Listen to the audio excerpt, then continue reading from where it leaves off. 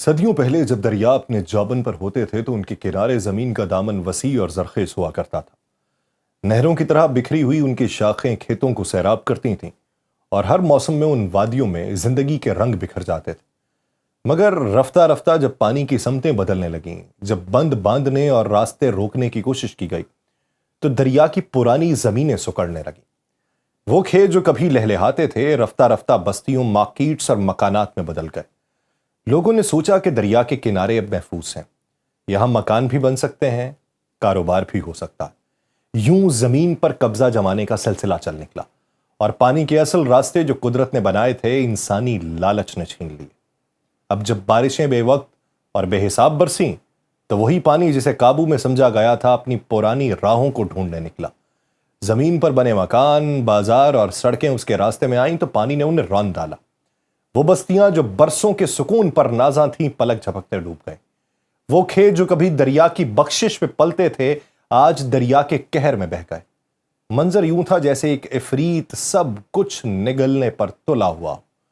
پانی کا ریلا دیواریں گراتا، درخت اکھاڑتا، سڑکیں توڑتا آگے بڑھتا گیا اور انسان بے بسی سے اپنی ہی بنائی ہوئی تباہی کا تماشا دیکھتے رہ گئے۔ یہ تباہی کسی آسمانی عذاب کی طرح نہیں ہے، بلکہ اس غفلت کا نتیجہ ہے جس میں ہم نے دریا کو بھول کر اس کی زمین چھین لی۔ آج جب پانی اپنی اصل سمت میں واپس آیا ہے تو ہم نے دیکھا ہے کہ قبضے، عمارتیں اور منصوبے سب کچے گھروں کی طرح ریت میں مل گئے۔ آپ سب پر سلامتی ہو، میں یاسر رشید ہوں اور آپ دیکھ رہے ہیں سنو نیوز۔ ناظرین، پاکستان کی تاریخ پر نظر ڈالیں تو یہ حقیقت سامنے آتی ہے کہ سیلاب ہمارے لیے کوئی نیا حادثہ نہیں ہے، بلکہ ایک ایسا المیہ ہے جو بار بار لوٹ کر آتا ہے اور ہر دفعہ پہلے سے زیادہ تباہی پھیلاتا ہے۔ 1973 کا سیلاب پاکستان کے ابتدائی بڑے سانحات میں سے ایک تھا، جس نے پنجاب اور سندھ کے بڑے حصوں کو اپنی لپیٹ میں لیا۔ لاکھوں ایکڑ فصلیں برباد ہوئیں، ہزاروں دیہات زیر آب آئے اور لاکھوں لوگ بے گھر ہو گئے۔ لیکن اس کے بعد بھی کسی مؤثر حفاظتی پالیسی پر عمل درآمد نہیں ہوا۔ پھر 1992 میں ایک بار پھر وہی منظر دہرایا گیا۔ دریائے جہلم اور چناب میں طغیانی آئی، پنجاب کے وسطی اضلاع برباد ہوئے، متاثرین خیمہ بستیوں میں پناہ لینے پر مجبور ہوئے اور اس وقت بھی حکومت اور اداروں نے وعدے کیے کہ آئندہ بہتر انتظامات کریں گے، مگر عملی اقدام نہ ہو سکا۔ 2010 کا سال آیا۔ 2010 میں سیلاب تو پاکستان کی تاریخ کا سب سے بڑا انسانی المیہ ثابت ہوا۔ اس میں ملک کا تقریباً 1/3 حصہ زیر آب آ گیا۔ 2.5 کروڑ سے زیادہ لوگ متاثر ہوئے، معیشت کو اربوں ڈالرز کا نقصان ہوا اور دنیا بھر سے پاکستان کے لیے ہنگامی امداد طلب کی گئی۔ یہ وہ لمحہ تھا جب پاکستان کے سامنے یہ سوال کھڑا ہوا کہ اگر ہم نے اس سیلاب سے سبق نہ سیکھا تو مستقبل میں کیا ہوگا۔ ہم تیسری یا چوتھی بار یہ سوال اپنے آپ سے کر رہے تھے، لیکن المیہ یہ ہے کہ اس کے باوجود بھی ہم نے کچھ سبق نہ سیکھا۔ 2022 میں ایک اور خوفناک سیلاب آیا جس نے پھر وہی نقشہ دہرایا۔ بلوچستان اور سندھ کے دیہات کئی ہفتوں تک پانی میں ڈوبے رہے، لاکھوں لوگ بے گھر ہوئے اور انفراسٹرکچر زمیں بوس ہو گیا۔ ان سب سانحات میں ایک بات مشترک ہے، ہم نے ہر دفعہ یہی کہا کہ یہ صدی کا سب سے بڑا سیلاب ہے اور ہر دفعہ یہی وعدہ کیا کہ اب پالیسی بدل جائے گی، مگر اصل اقدامات کبھی نہ ہوئے۔ ہم نے پانی کے راستوں پر قبضے ختم نہیں کیے، ندی نالوں کو صاف نہیں کیا، حفاظتی پشتے مضبوط نہیں کیے، شہری نکاسی کے نظام کو بہتر نہیں بنایا، نہ ہی ماحولیاتی تبدیلی کو سنجیدگی سے لیا۔ نتیجہ یہ ہوا کہ پاکستان ہر چند سال بعد وہی منظر دیکھتا ہے جو دنیا کے ترقی یافتہ ممالک صدی میں ایک آدھ بار دیکھتے ہیں۔ یہ ماضی کی وہ کہانی ہے جس نے بار بار ہمیں یہ سکھایا ہے کہ سیلاب صرف قدرتی آفت نہیں، بلکہ ہماری انتظامی ناکامیوں کا بھی نتیجہ ہے۔ اگر 1973، 1992 اور 2010 کے بعد ہم نے منصوبہ بندی کی ہوتی تو شاید 2022 میں نقصان اتنا نہ ہوتا، اور اگر تب کی ہوتی تو اب نہ ہوتا۔ یوں لگتا ہے کہ ہم نے سیلاب سے سبق سیکھنے کی بجائے سبق بھولانے کی عادت اپنا لی۔ ہم سانحہ در سانحہ جینے کی عادت بنا چکے ہیں۔ اگر ہم نے دریا کو جگہ دی ہوتی تو کیا آج گاؤں کھڑے رہتے؟ ایک سوال ہے۔ اگر نکاسی کا نظام واقعی چل رہا ہوتا تو کیا بارشیں سیلاب بنتی؟ دوسرا سوال، اگر 2010 اور 2022 کے بعد ہم نے پالیسی بدل دی ہوتی تو کیا اس سال یہی مناظر لوٹتے؟ تیسرا سوال ہے، اور وہ مشہور جملہ کہ اگر کالا باغ ڈیم بن جاتا تو تباہی نہ ہوتی، کیا حقیقتاً مسئلے کا حل تھا یا ایک آسان جواب؟ چوتھا سوال، یہی وہ سوالات ہیں جس سے آج کا ویلاگ شروع ہوگا۔ پاکستان کی تاریخ میں بڑے بڑے سیلاب آتے رہے۔ 1973 نے ہمیں یہ بتایا کہ دریائے سندھ کے کنارے محض بند کافی نہیں تھے۔ 1992 نے ہمیں بتایا کہ چناب اور جہلم کی طغیانی جو دیکھی ہم نے، جس نے وسطی پنجاب کو ہلایا، اس پہ انتظامات مختلف ہونا تھے۔ 2010 میں پورے ملک کے لیے کڑا امتحان تھا، دیہات ڈوبے تھے، سڑکیں کٹی تھیں، معیشت بیٹھی تھی۔ پھر 2022 میں جنوبی پنجاب، سندھ اور بلوچستان ہفتوں پانی میں رہے تھے، اور ہر بار ہم نے اسے صدی کا سب سے بڑا سیلاب کہا۔ ہر بار ہم نے وعدے کر لیے، تیاری کر لی، مگر تیاری کاغذ سے آگے کم ہی گئی۔ اصل کمزوری یہ رہی ہے کہ ہم نے سبق کو پالیسی میں نہیں بدلا۔ محفوظ گزرگاہیں نشان زدہ نہ ہوئیں، فلڈ پلین پہ تعمیرات کم کرنے کی بجائے بڑھتی گئیں، بند مضبوط کرنے اور ندی نالیوں کے وقت پہ صفائی جیسے بنیادی کاموں کو ہم نے حادثے کے بعد کی سرگرمی سمجھ لیا۔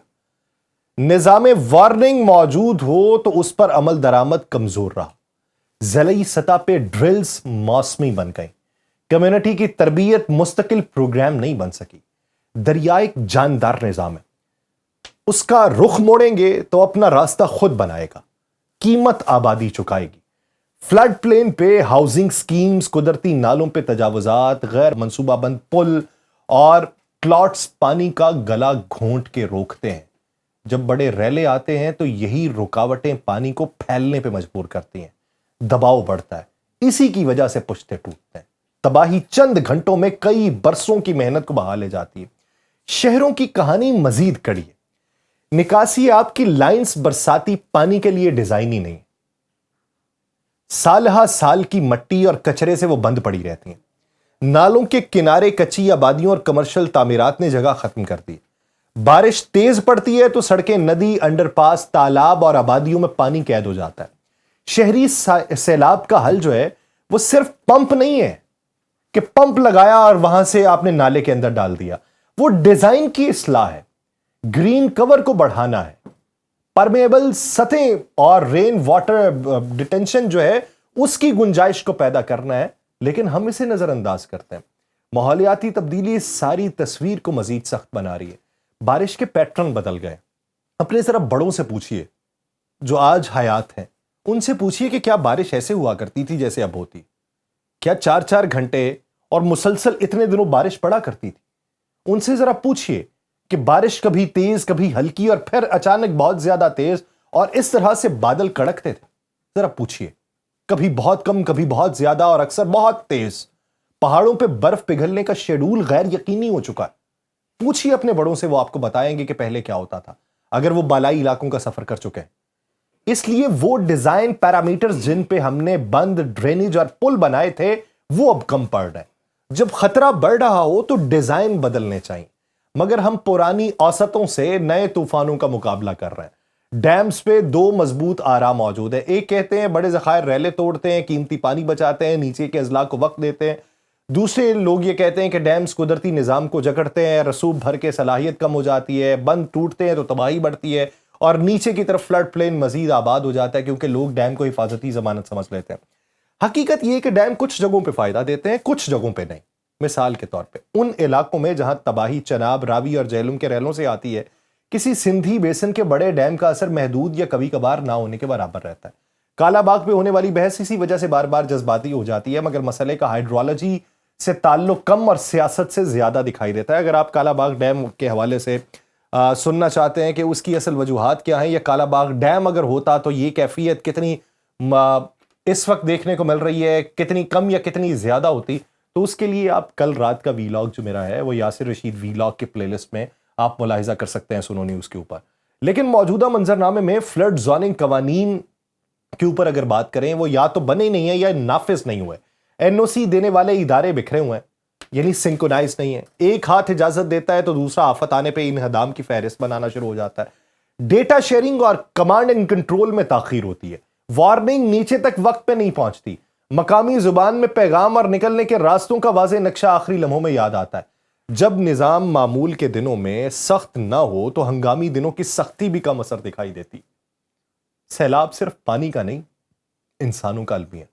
سب سے زیادہ صدمہ غریب گھرانوں پہ گرتا ہے جو فلڈ پلین پہ اس لیے رہتے ہیں کہ زمین سستی مل جاتی ہے، فصلیں جاتی ہیں تو قرضہ بڑھ جاتا ہے، مویشی ڈوبتے ہیں تو اگلا سیزن بھی جاتا ہے، اسکول اور بنیادی مراکز صحت مہینوں بند رہتے ہیں، بچوں کی پڑھائی متاثر ہوتی ہے، بیماریوں کا بوجھ بڑھ جاتا ہے، امداد آتی ہے مگر دیر سے، شفافیت پہ سوال اٹھنے لگتے ہیں، بحالی ادھوری رہتی ہے اور اگلے موسم میں وہی خاندان دوبارہ اسی دائرے میں واپس دھکیل دیے جاتے ہیں۔ حل ایک لائن میں ممکن نہیں ہے، میں آپ کو کہہ دوں کہ یہ حل ہے، کوئی دے دے ایک لائن میں حل اس کا ممکن ہو، لیکن سمت واضح ہے کہ دریا کو جگہ دینی ہوگی، فلڈ پلین کو قانوناً خالی رکھنا ہوگا، بندوں کو مضبوط کرنا ہوگا اور رپ ریپ جیسے کم خرچ مگر مؤثر اقدامات پہلے سے کرنا ہوں گے۔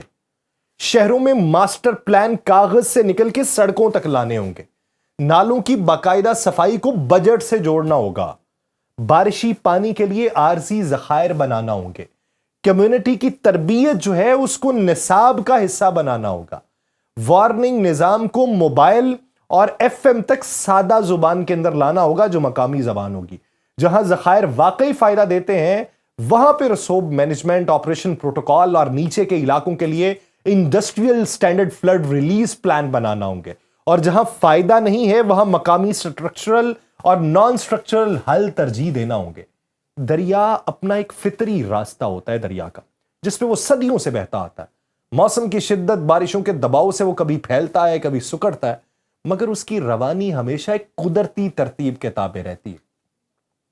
یہ راستے صدیوں کی زمین سازی سے بنتے ہیں، سالوں کی نہیں، دہائیوں کی نہیں، انہی کے ساتھ بستیاں آباد ہوتی رہی ہیں، مگر جب انسان نے اپنی ضرورت یا لالچ کے تحت ان قدرتی راستوں میں مداخلت شروع کی تو دریا کے کناروں پہ غیر قانونی تعمیرات ہوئیں، پانی کے بہاؤ کو محدود کرنے کے لیے غیر سائنسی بند باندھے گئے اور دریاؤں کے کنارے کاٹ کے رہائشی اور تجارتی منصوبے کھڑے کر دیے گئے، تو یہ توازن ٹوٹتا ہے۔ اس میں کوئی ایک شخص نہیں ہے، اگر آپ کسی ایک کو بلیم کرنا چاہیں کہ اس نے یہاں پہ سوسائٹی بنائی تھی یہی قصوروار ہے، تو بھائی صاحب صرف وہ ایک نہیں بنی، اس پورے پاکستان میں سینکڑوں اور بنی۔ ہاں یہاں پہ فلڈ کا پانی آ گیا تو اس لیے آپ کو یہ قصوروار دکھائی دینے لگا، یا کسی اور جگہ آ گیا تو وہ قصوروار دکھائی دینے لگا ہوگا۔ جنہوں نے وہاں پہ خریدا کیا ان کو معلوم نہیں تھا کہ یہ جگہ اس طرح سے ہے؟ تو کیا ایک سرکاری این او سی اس کے اوپر تکیہ کر کے وہاں زمین لے لی گئی؟ یہ مجموعی طور پہ ہمارے رویے ہیں۔ ابھی بھی جن جگہوں کے اوپر سیلاب ہے وہاں سے آپ لوگوں کو ایویکویٹ کرنے جائیں تو وہ کہتے ہیں اپنا مال اسباب چھوڑ کے کیوں چلے جائیں؟ تو بندہ ان سے پوچھے کہ پرانے وقتوں میں یہ روہی کا علاقہ جو ہے یہ دریا کی زمین ہوا کرتی تھی، اس پہ گاؤں کیسے بسا لیے؟ تو وہ کہتے ہیں پشتوں سے گاؤں یہاں پہ بستے آئے تو ہم یہیں پہ رہیں گے، اپنا مال اسباب چھوڑ کے نہیں جائیں گے۔ تو یہ نظریات ہیں حضور، ان کو بدلنا ہوگا۔ یہ کسی ایک شخص کے کندھے کے اوپر یہ چیز نہیں رکھی جا سکتی، مجموعی طور پہ قدم اٹھانا ہوں گے اور اسے پورے ملک تک پھیلانا ہوں گے۔ دریا پھر جب طغیانی دکھاتا ہے، اپنا پرانا راستہ ڈھونڈنے کی کوشش کرتا ہے تو وہی علاقے سب سے زیادہ متاثر ہوتے ہیں جو اس کے قدرتی بہاؤ میں رکاوٹ بنے۔ یہی مداخلت جو ہے یہ شہری منصوبہ بندی کی کمزوریوں کو عیاں کرتی ہے۔ شہریوں میں نکاسی آب کا نظام پرانا اور ناکافی رہا ہے، برساتی نالوں کو پختہ کرنے یا ان کی صفائی پہ کبھی توجہ نہیں دی گئی، رہائشی منصوبے بغیر سوچے سمجھے وہاں تک پھیلائے گئے جہاں تو زمین نرم تھی یا پانی کا فطری بہاؤ رکاوٹ ڈال سکتا تھا۔ اسی بدنظمی کا نتیجہ یہ نکلا کہ بارش اور دریا دونوں نے مل کے شہروں کو پانی میں ڈبو دیا۔ یہ تصویر صرف قدرت کے قہر کی نہیں بلکہ ہماری اپنی غفلت، ناقص منصوبہ بندی اور وقتی مفاد کی سیاست کا ایک مکمل عکس ہے۔ حالیہ برسوں کے تباہ کن سیلابوں نے کھیتوں کو کھنڈر بنایا ہے، سرسبز زمینیں کیچڑ میں دفن ہوئی ہیں، وہ فصلیں جن پہ کسانوں کی ساری سال کی محنت اور ان کے بچوں کے خواب ٹکے ہوئے تھے پلک جھپکتے ہی بہہ گئے۔ گندم، کپاس، چاول اور گنا جیسی بنیادی فصلیں پانی میں ڈوب جانے سے نہ صرف کسان کو نقصان ہوا ہے بلکہ ملکی معیشت کو بھی جھٹکا لگا ہے۔ زرعی زمینوں کی بربادی کے ساتھ کسانوں کے مویشی جو ان کی معاشی ریڑھ کی ہڈی سمجھے جاتے تھے وہ بھی بہہ گئے، بیماریوں کی نظر ہو گئے۔ ایک کسان کے لیے بھینس یا گائے صرف دودھ کا ذریعہ نہیں ہوتی بلکہ اگلی فصل کے لیے سرمایہ ہوتی ہے۔ جب یہ سب ڈوب جائے تو کسان کے پاس نہ کھانے کو بچتا ہے نہ بیچنے کو، نتیجہ یہ نکلتا ہے کہ قرضے بڑھتے ہیں، روزگار ختم ہوتا ہے اور کسان کا خاندان غربت کے ایک ایسے دائرے میں قید ہو جاتا ہے جس سے نکلنا تقریباً ناممکن۔ سیلاب زمین نہیں ڈبو رہا، یہ غربت کے پھیلاؤ کا بھی ذریعہ بن رہا ہے۔ ایک دیہاتی خاندان جس کی روزی کھیت یا مویشی سے بندی ہوتی ہے سب کچھ کھو دیتا ہے، شہر کا رخ کرتا ہے، وہاں بھی مزدوری اور معمول کے جو کام ہے اس کے سوا کیا ملے گا؟ تو اس وقت ہمیں ایک دوسرے کے اوپر اس کا ملبہ ڈالنے کی ضرورت نہیں ہے۔ انگلیاں اٹھانے کو بہت آسانی سے اٹھائی جا سکتی ہیں، میں اٹھا دوں گا، یعنی میں اگر اس جگہ کا رہائشی ہوں تو میں بھی انگلی اٹھاؤں گا کہ یہ کیوں ہوا، یہ میرے ساتھ ایسا کیوں ہوا۔ تو آپ کے بڑوں نے آپ کو نہیں بتایا، کسی نے آپ کو نہیں سمجھایا کہ آپ جس جگہ پہ انویسٹ کر رہے ہیں یہ جگہ کس کی؟ یہ ایک جگہ متاثر ہوئی ہے تو پاکستان کے اندر ہزاروں جگہیں ایسی ہوں گی جو اس سے زیادہ غلط تجاوزات کے زمرے میں آئیں گی۔ اس وقت وہاں پہ پانی نہیں ہے، اس وقت ان پہ انگلی اٹھانے والا کوئی نہیں، یعنی من حیث القوم ہمیں اپنے کردار کے اوپر توجہ دینے کی ضرورت ہے، ہمیں اپنے اعمال کے اوپر توجہ دینے کی ضرورت ہے۔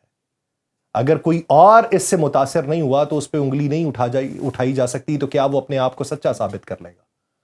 تو اگر کوئی مشکل کے اندر ہے تو مشکل کا حل دیکھیے، مشکل کی وجہ دیکھیے اور مستقبل میں اس سے گریز کیجیے۔ یہی ہماری بہتری کا راستہ نجات ہے۔ مجھے دیجیے اجازت، اللہ نے کے بعد۔